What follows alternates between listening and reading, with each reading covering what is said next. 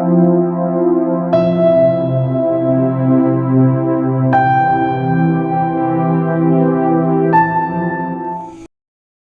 pecinta Karmel YouTube dimanapun Anda berada, hari ini kita akan mengenal salah satu orang kudus Karmel tak berkasut OCD, Santo Rafael Kalinowski. Santo Rafael Kalinowski lahir dengan nama Joseph Kalinowski pada tanggal 1 September 1835 di kota Vilna, Lithuania, Polandia. Ayahnya bernama Andreas Kalinowski, sedangkan ibunya bernama Josefa Polonska Kalinowski. Ayahnya adalah seorang guru matematika di sebuah sekolah untuk bangsawan. Semasa kecil, Joseph belajar di rumah sampai pada usia 9 tahun. Setelah itu, orang tuanya memasukkan dia di sebuah sekolah untuk bangsawan di tempat ayahnya mengajar. Ia telah tumbuh dalam keluarga Katolik yang taat dan saleh. Maka, pada masa kecilnya, Joseph telah mulai merasakan adanya panggilan khusus dalam dirinya. Ia merasa terpanggil untuk mengabdikan hidupnya sebagai seorang imam dan melayani Tuhan dan sesama. Pada tahun 1851, Joseph memilih Institut Agronomi di Horki. Di sana ia belajar ilmu kimia, pertanian, dan perkembangbiakan lebah. Joseph merasa bahwa ilmu tersebut bukanlah merupakan bidangnya.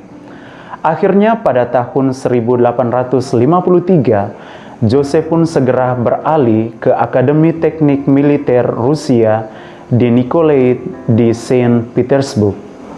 Pada tahun 1856, Joseph lulus dengan pangkat letnan. Tahun 1857, dia juga ditunjuk sebagai asisten dosen matematika di akademi tersebut. Setahun kemudian, ia dikirim untuk mengawasi pembangunan jalan kereta api antara Kursk, Kiev, dan Odessa. Karena pekerjaannya yang baik dan pribadinya yang dewasa, pada tahun 1862, Joseph dipromosikan sebagai kapten dalam kepemimpinan staf umum. Selama 3 tahun, Joseph bertugas di benteng dan ia merasakan saat-saat yang menggelisahkan. Ia merasa ada sesuatu yang kurang. Akhirnya, ia kemudian mulai mengajar sekolah minggu Katolik. Hal itu sangat menyenangkan hatinya. Joseph pun mulai mengurangi dan membatasi pengeluaran biaya untuk kepentingannya sendiri, sehingga ia bisa membantu kaum miskin di daerah itu. Pada tahun 1863, rakyat Polandia mulai bangkit untuk melawan penindasan Rusia. Tujuan dari revolusi itu yaitu untuk membebaskan rakyat Polandia dari penindasan-penindasan Rusia. Joseph pun memutuskan untuk keluar dari kesatuan militer Rusia dan bergabung dengan pemberontak Polandia. Joseph diminta oleh Dewan Nasional untuk memimpin gerakan revolusi dan menjadi duta perang melawan Rusia untuk wilayah Vilna. Joseph kemudian pergi ke Vilna dan membangun markas besar di rumahnya sendiri. Di sana, Joseph berusaha untuk semakin mendekatkan dirinya dengan Tuhan. Setiap hari ia pergi ke gereja dan juga berdoa melalui perantaraan Bunda Maria. Ia memohon rahmat dan kekuatan dalam menjalani tugasnya sebagai duta perang. Masa revolusi itu pun berjalan. Satu persatu para pemimpin revolusi ditahan oleh orang-orang Rusia, diadili dan digantung di tengah-tengah kota. Orang-orang Rusia pun mulai mengawasi gerak-gerik Joseph. Akhirnya pada bulan Maret 1864, mereka pun menangkap Joseph dan memenjarakannya. Selama dalam penjara itu, Josef menulis riwayat hidupnya. Selang 3 bulan berikutnya, pemerintahan Murawiyu menjatuhkan hukuman mati untuk pejuang yang berani ini. Namun, karena Josef sangat dikenal dan mungkin akan mendapat sebutan sebagai martir jika dihukum mati, maka kemudian mereka mengubah hukumannya menjadi hukuman 10 tahun kerja paksa di Siberia Timur. Pada tanggal 29 Juni 1864, Josef pun dikirim ke tempat pembuangan dan menjalani hukumannya di Siberia. Pada tanggal 29 Juni 1864, Josef pun dikirim ke tempat pembuangan dan menjalani hukumannya di Siberia sampai tahun 1868. Ia kemudian dikirim ke Irkutsk dekat Danau Batskal di daerah perbatasan Mongolia. Di sanalah kemudian ia mengalami perubahan yang sangat besar dalam imannya. Josef mulai melakukan karya-karya kerasulannya, walaupun ia mendapat banyak sekali penindasan yang membuatnya menderita, baik fisik maupun batin. Ajaibnya, justru semua penderitaan itu membuatnya sempat merasakan persatuan yang indah dengan Tuhan. Tahun-tahunnya di Siberia dan pembuangan adalah masa penuh rahmat bagi Josef. Ia dapat menunjukkan diri sebagai seorang pelayan Tuhan yang baik bagi sesamanya. Josef senantiasa menyediakan waktu untuk memberikan penghiburan bagi para tawanan dan orang-orang buangan. Di sana ia menjadi seorang pembimbing rohani yang bijaksana, memberikan kekuatan melalui doa-doanya. Josef yang amat mengasihi Bunda Maria juga tidak pernah meninggalkan devosinya kepada Sang Perawan tersuci ini.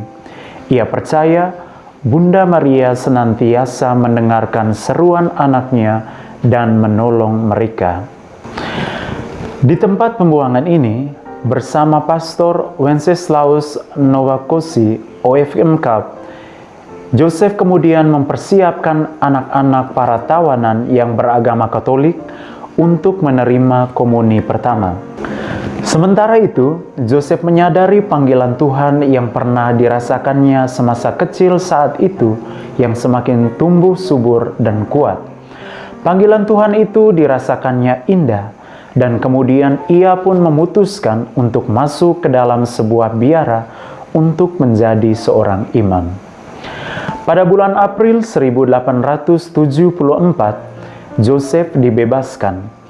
Pada hari pembebasannya itu, ia pertama-tama pulang ke rumahnya di Vilna, kemudian pergi ke Warsaw dan tinggal di sana dekat dengan Gabriel saudaranya. Dari jendela rumahnya, Josef dapat melihat gereja dan biara para Karmelit tak berkasut. Pada tanggal 23 Oktober 1874, Josef bersama Gussio, nama kecil dari Pangeran August, pergi ke Paris dan tinggal di sana. Selama tahun-tahun itu, Josef membimbing Gussio dengan kata-kata dan teladan hidup sebagai seorang Katolik. Selama di Paris, Josef ikut serta dalam kegiatan sosial, bekerja bagi para pengungsi Polandia.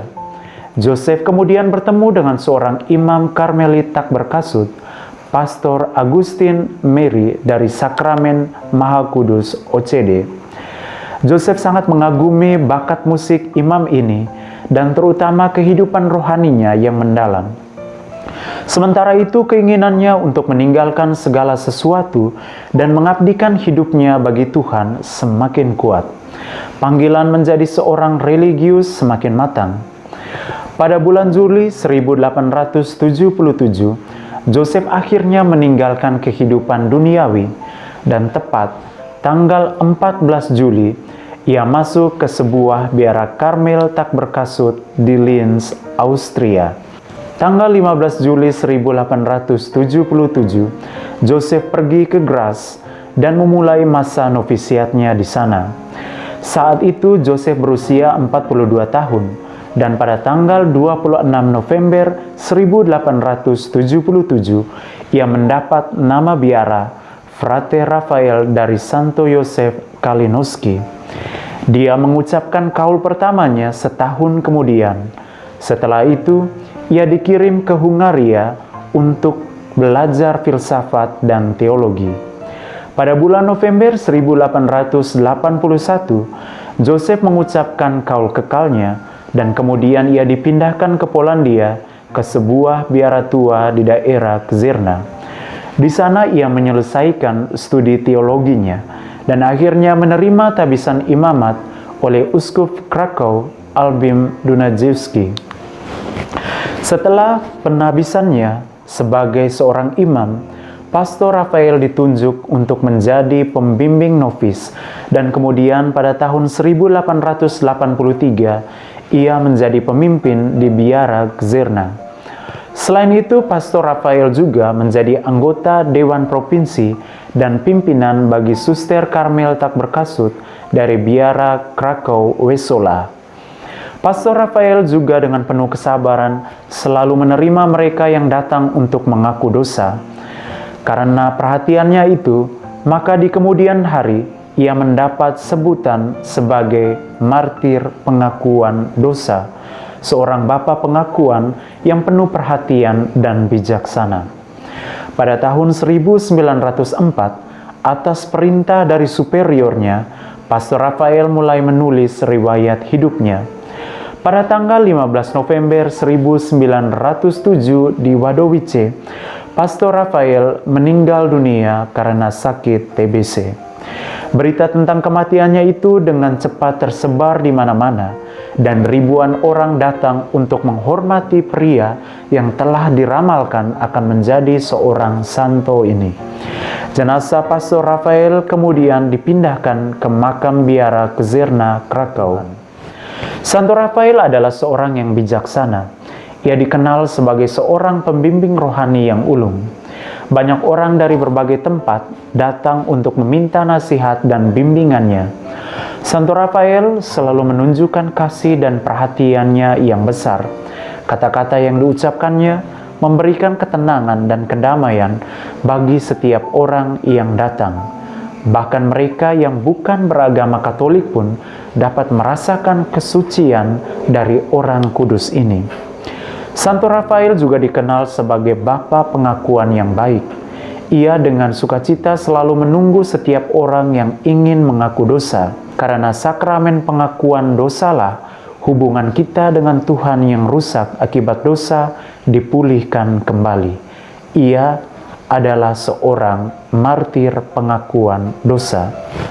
Santo Rafael Kalinowski dikanonisasikan menjadi seorang kudus pada tanggal 17 November 1991 oleh Paus Yohanes Paulus II di Basilika Santo Petrus, Vatikan. Pestanya diperingati setiap tanggal 19 November. Biarlah dengan bantuan doanya kita pun sanggup berusaha untuk mencapai kekudusan sejak dalam hidup di dunia ini. Semoga teladan Santo Rafael Kalinowski menginspirasi hidup kita dalam keseharian. Amin.